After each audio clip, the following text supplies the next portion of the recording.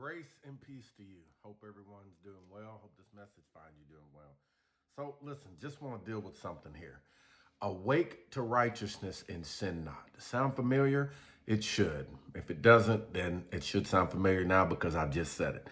1 Corinthians 15:34 says, awake to righteousness and sin not. Now, I'm going to read this from a couple of translations here so we can get a little bit of a better understanding of what's going on here.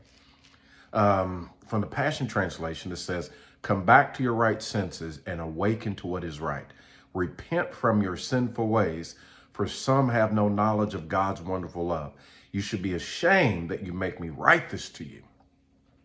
Now, this is the Apostle Paul writing to the church at Corinth. And awake to righteousness, what does this mean? Well, believe it or not, it's only in our English language where we make a distinction, but righteousness and justice is literally the same word. So what does the justice of God look like? What does the righteousness of God look like? I'll tell you what it looks like. Righteousness, it literally means to set right with God. Now, the crazy thing is, humanity didn't break it. Let me say it like this. You didn't break it. This happened with Adam. Adam and them broke something that they couldn't fix. And it stands to reason that if they broke something that they couldn't fix, then God has to fix it.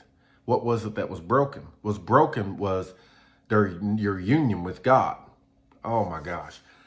But not here. You can't think of it in the sense of you're over here and God's over here, like you're outside of God. That's not what this is talking about. Your union with God, or your identification to identify with God, your knowledge of understanding to identify that you were made after the very likeness of God. Do you realize what you identify with, who you identify with, is what you will walk out, is who you walk out. So if you don't know that you are made after the image and likeness of God, you will walk out the reality of something else or someone else. Okay?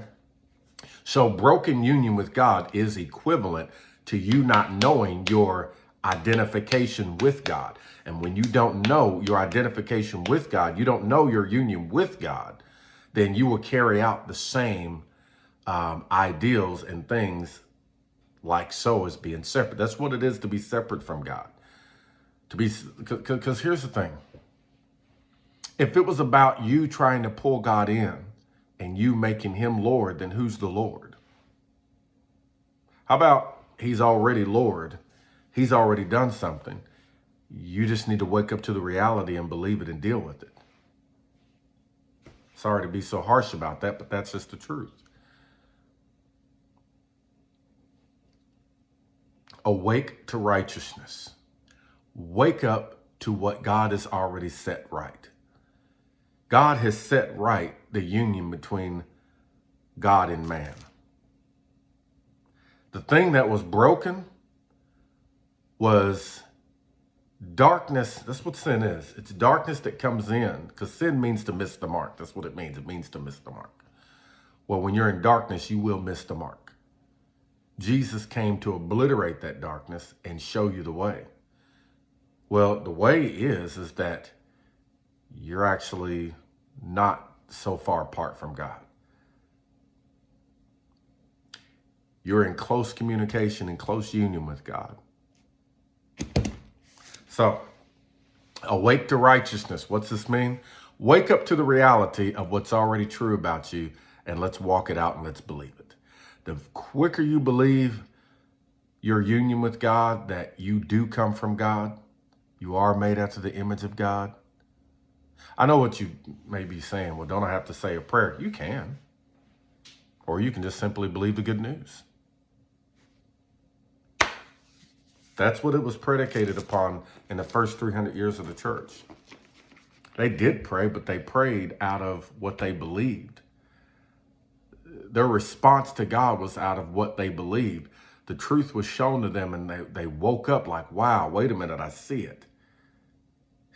Let me say this to you. The gospel is not about you accepting Jesus into your life. The gospel is about Jesus has already accepted you into his life. Now, you know that's true. And you're trying to figure out, wait a minute. Because when that got said, something went off in here like, whoa.